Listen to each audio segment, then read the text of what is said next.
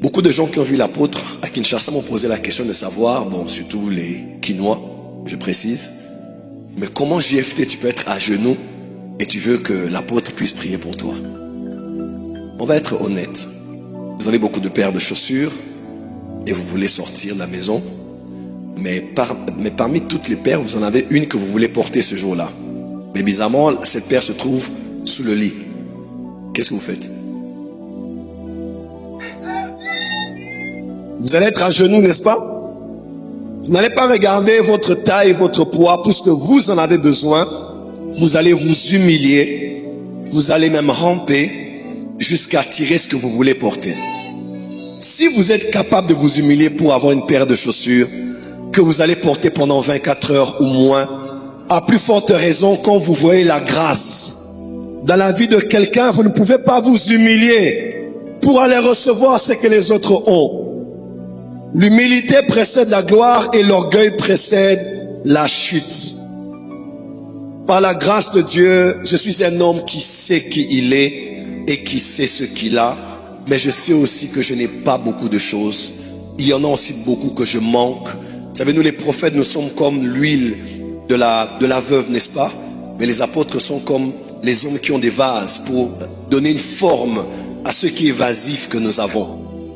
J'ai beau être utilisé par Dieu dans le prophétique, dans l'enseignement, mais par rapport à l'organisation, à la structuration, à la planification, je ne m'y connais pas vraiment. Et quand Dieu vous donne d'être en contact avec des apôtres, eux ce sont des architectes. Paul a dit qu'il a bâti comme un sage architecte. Et je me suis dit, il faut que cette grâce-là vienne aussi sur nous. Avant de venir à Kinshasa, j'étais à Paris avec le Pépé. J'ai dit, Pépé, Dieu m'a parlé. Pour la croissance de l'apport des cieux, il faut qu'on commence avec les cellules. Mais je ne connais pas ça. Il m'a dit, ah, Joe, on s'est mis là, il a appelé le pasteur Juliana, je crois. Il a appelé, on a parlé au téléphone, j'ai enregistré, il m'a donné un livre. Il m'a dit, voilà comment nous on a fait avec ICC, comment on a travaillé. J'ai dit, en tout cas, je vais y travailler pour que nous aussi, à l'apport des cieux, on puisse ajouter cela. Donc, le PP et l'apôtre Yves sont, comme on a dit, des frères d'alliance aujourd'hui. Et j'apprends beaucoup. Et hier, on a voulu venir avec tous les pasteurs pour nous asseoir. On a eu une réunion ici pour que l'apôtre nous explique l'histoire de ICC Brazza, même de la communauté, et comment les choses sont organisées. On a pris des notes et on va rentrer pour aller travailler aussi. On ne va pas inventer la roue. Il y a des choses pour lesquelles, qu'on se dise la vérité, dans la francophonie, Dieu les a donné la prééminence. Qu'on le veuille ou pas, que tu le sois. Hein? Qui est de ICC ici?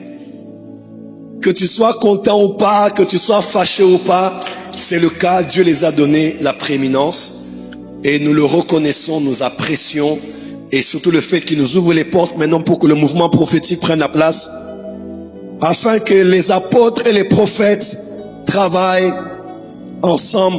Mon amour pour le pasteur Abi Castano, une femme extraordinaire, une mère, une sœur, une intercesseuse. Quand vous êtes avec elle, on aime ton atmosphère, on aime quand tu es là. Ton mari nous fait tellement souffrir, il tire sur tout le monde, il cogne sur tout le monde, il chasse tout le monde, il dégage tout le monde. Bien que miséricordieux, mais tu es toujours là pour faire l'équilibre.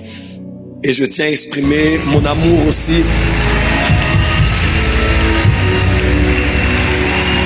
Et je tiens à exprimer aussi mon amour à mon frère que j'aime énormément, l'apôtre Yves Castano. Attendez, je sais que vous l'aimez, mais attendez.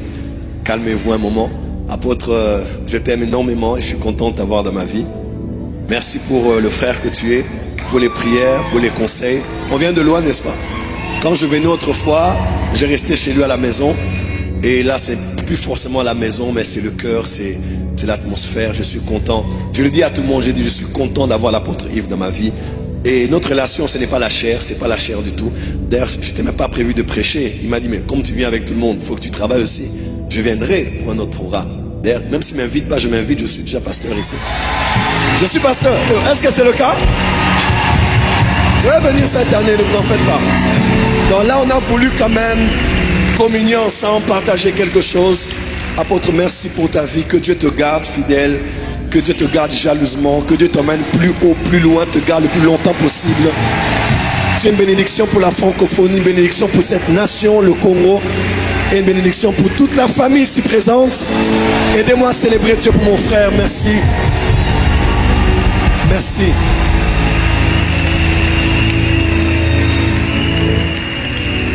Amen. Et merci à tous ceux qui sont là, les chantes qui sont là, Émérance, Ron, j'ai dit Ron, Ken, Kenoli et notre frère bien-aimé. Je veux prier. On a tellement saboté ta chanson là, c'est parti dans tous les sens à la porte des cieux. Dis à ton voisin, je veux prier. Dis à ton voisin, le jeûne et prière commence. Commence quand? Dis à ton voisin, je veux prier. Prier, prier, prier, prier, prier, jusqu'à ce que Dieu t'exauce cette semaine au nom de Jésus.